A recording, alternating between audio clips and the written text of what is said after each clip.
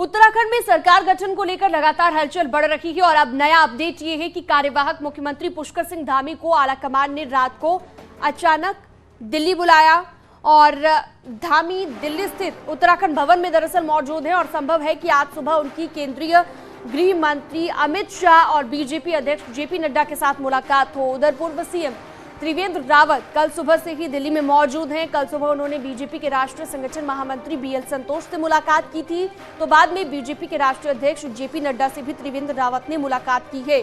BJP प्रदेश अध्यक्ष मदन कौशिक को भी दोपहर बाद दिल्ली बुलाया गया था और वो भी दिल्ली में है। तीनों नेता उत्तराखंड भवन में ठहरे हुए हैं। बीजेपी में सीएम को लेकर सस्पेंस बढ़ गया है और एक राय बनाने की कोशिश हो रही है। वहीं आज देहरादून में विधायक दल की बैठक होने की बात कही जा रही थी, लेकिन फिलहाल ये संभव होता नहीं दिख रहा।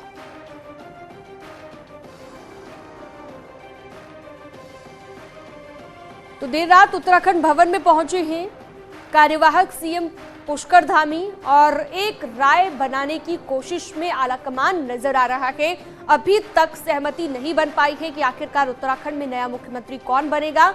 इस चीज को लेकर अभी चर्चा जारी है। सुनील नवप्रभात हमारे साथ देहरादून से लाइव जुड़ गए हैं। सुनील, चर्चा लगातार की जा रही है इसी को लेकर कि मुख्यमंत्री कौन होगा उत्तराखंड का नया, लेकिन देहरादून में किस तरह की हलचल है? क्योंकि दिल्ली में लगातार बीजेपी के बड़े नेता पहुंच रहे हैं, लेकिन देहरादून में क्या तस्वीर नजर आ रही है?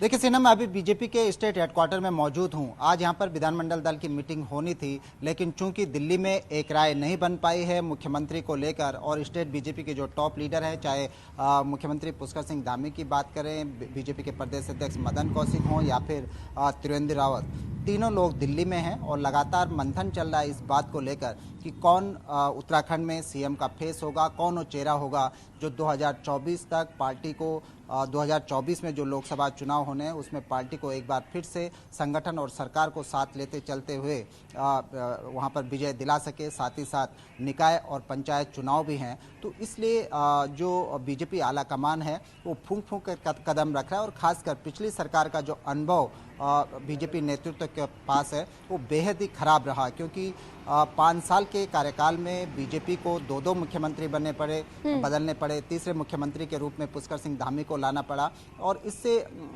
इसको पार्टी के लिए बड़ा सेटबैक भी माना गया और लगातार जो विपक्ष है उसने इसको मुद्दा बनाया। बीते सालों में भी और चुनाव के मद्देनजर भी एक प्रचंड मुद्दा उत्तराखंड में बना कि 57 सीटों की सरकार, एक स्टेबल गवर्नमेंट यहाँ पर नहीं दे पाई, स्टेबल मुख्यमंत्री यहाँ पर नहीं दे पाई।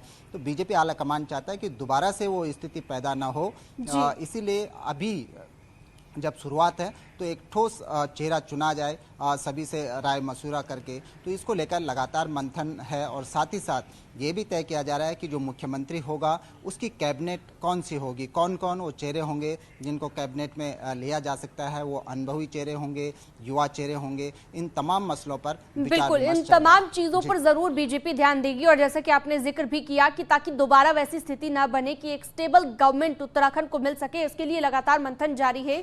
लेकिन शपथ ग्रहण को लेकर भी तैयारी जो है बीजेपी ने शुरू कर दी है, भले ही नाम अभी तक तय नहीं हो पाया हो। किस तरह की तैयारी है देहरादून में शपथ ग्रहण को लेकर? क्या इसे भी भव्य बनाने की कोशिश यहां पर बीजेपी करेगी?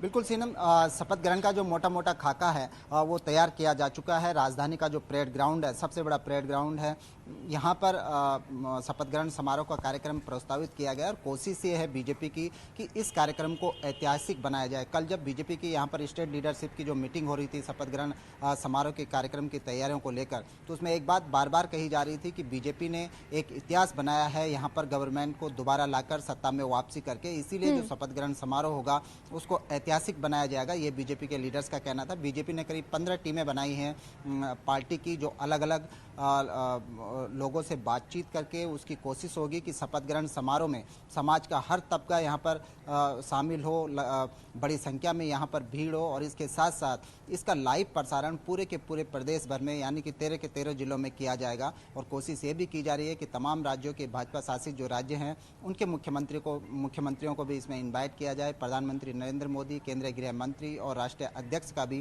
कार्यक्रम लगाने की तैयारी है और कोशिश ये है कि इस शपथ ग्रहण समारोह को एक माइलस्टोन के तौर पर सरकार की जो एक दमदार जो शुरुआत होती है उसके तौर पर दिखाया जाए। जी सुनील, इससे पहले हमने देखा, जैसा कि हम जिक्र भी कर रहे थे, कि एक स्टेबल गवर्नमेंट अभी तक उत्तराखंड को नहीं मिल पाई है। ज्यादातर बार ऐसा ही हुआ है।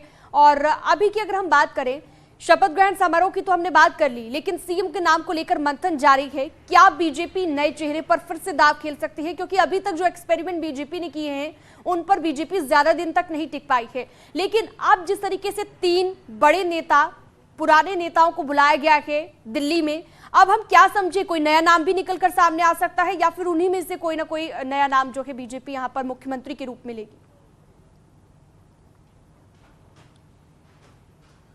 देखिए सीनम, कुछ भी हो सकता है। किसी एक नाम पर या कोई एक राय बनाना अभी बहुत जल्दबाजी होगी, क्योंकि ये तय करेंगे प्रधानमंत्री नरेंद्र मोदी, केंद्रीय गृह मंत्री अमित शाह और राष्ट्रीय अध्यक्ष जेपी नड्डा। इन तीनों के अलावा अभी इस बात को कोई नहीं जानता कि उत्तराखंड में जो मुख्यमंत्री होगा कौन होगा, मुख्यमंत्री का फेस होगा वो कौन होगा। ये तमाम तरह के कयास लगाए जा रहे हैं, लेकिन केंद्रीय नेतृत्व हर पहलू पर विचार कर रहा है। इसीलिए आप देखेंगे पिछले एक हफ्ते में बीजेपी के तमाम लीडर्स, चाहे वो मुख्यमंत्री पुष्कर सिंह धामी हों, प्रदेश अध्यक्ष हों या त्रिवेंद्र रावत हों या अन्य नेता हों बीजेपी के, कई बार वो दिल्ली बुला लिए गए और लगातार मंथन चल रहा है। जो बीजेपी के इंटरनल सूत्र बताते हैं कि हर कोई बीजेपी का जो भी सीनियर लीडर है वो चाहता है कि वो मुख्यमंत्री बने। ये अलग बात है बिल्कुल, कि तो आखिर मुख्यमंत्री कौन बनेगा, सस्पेंस इसे लेकर लगातार बरकरार है। और आप भी जैसे जिक्र कर रहे हैं, बहुत चीजों का ध्यान बीजेपी को रखना होगा।